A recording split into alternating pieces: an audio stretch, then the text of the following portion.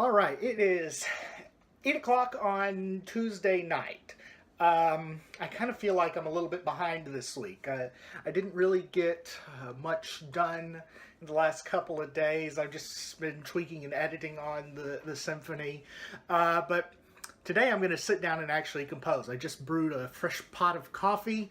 That'll keep me awake for all night, probably. Um, but I'm going to be starting in on section 3 of the symphony. And I've not actually finished section 2 yet. And normally I just go straight through. But in this case, I need to know where I'm going to know how to get there. So I've got to write section 3 first, then be able to write the connecting material in between 2 and 3. So I know about where it's going, but I need a better target point. Section 3 is right now seeming to be the most challenging section of the whole piece. It is the section where night falls. It is the darkest part of the night before the stars start shining. So I am going to be doing some very experimental orchestration in this section. This is going to be very interesting. There is not a model really that I can look at to get the sound idea I have in my head. I've been score studying all afternoon, just looking at what various composers have done, and I'm still a little bit stumped, but I'm going to just go over to my composing table. I'm going to sit down with pad and paper and just start jotting down ideas. The idea and what makes this so hard is that I'm going to be doing this in all the lowest woodwinds in the ensemble. I'm even having players switch over to lower instruments. So the 2 tenor clarinets will switch over to 2 bass clarinets, which means I'm going to have 4 bass clarinets and a contralto, or great bass, as I now call it, and I may talk about that at some time, and then a contrabass. So 4 basses and 2 contras. Man, that's going to be meaty low. 2 contrabassoons and sub-contrabassoon for those of you who are excitedly awaiting that new instrument. 2 bass saxes, 2 bari saxes. And I've got to sit down and kind of just write out my thoughts on it, write out what I want the music to do, and so that's what I'm going to be working on the rest of the evening. Hopefully the coffee's good.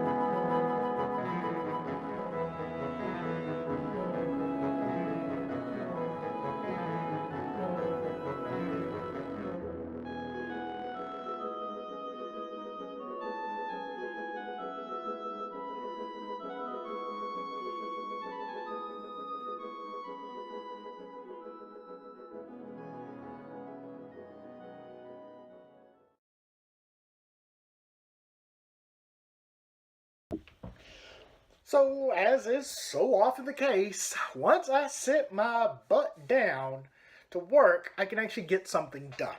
Um, you just saw a sped up, greatly sped up video of me sketching out the next section. And you saw me break out my calculator. All that's doing is calculating about how long I want it to be. I get a set tempo, I know about where it is, and then there's some fudge room in there. And I knew I want each section to be roughly 5 minutes, so that in this case it's going to be about 66 measures at a really slow tempo of 54. So 66 measures is totally doable.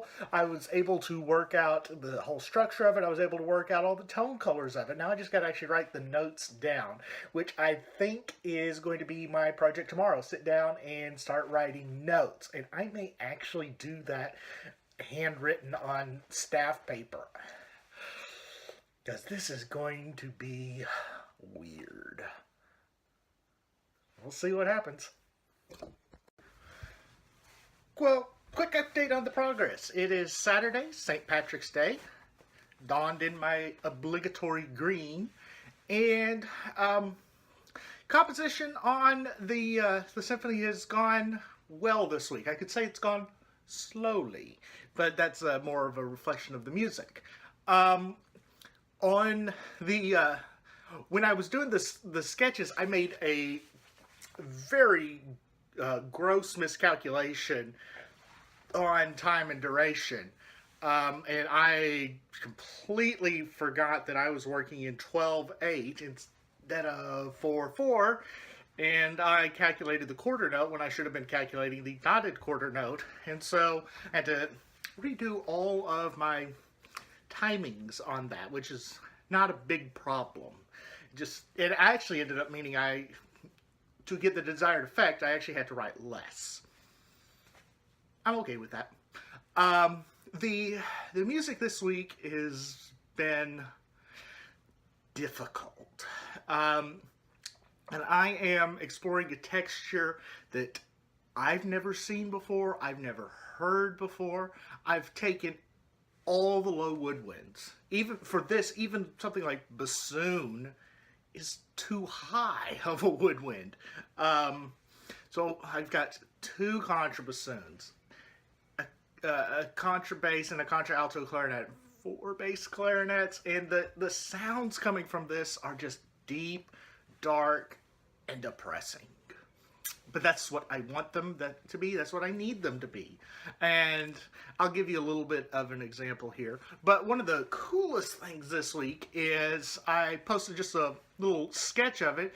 And within a day, my friend Richard Bobo, the guy who is building the subcontrabassoon, did a mock-up demo of the bassoon parts of it. And I will put a link to that down below. And it is really, really cool sounding. I've just sat there and just hit repeat, repeat. Yep, I like that. That is exactly the texture I want. Now, what you'll hear is not meant to be the foreground element. That is as much in the background as we'll get. But that kind of meditative two contrabassoons and subcontrabassoon sound, which no one's ever done before, is kind of cool, kind of ominous, kind of dark, kind of really dark. But yeah, that's where we're sitting. I'm going to try and spend a good chunk of today just going through editing, adding some flourishes here and there. But the last part of this video is I will show more or less the progress of section 3 of Symphony 3. So that's where we're standing now.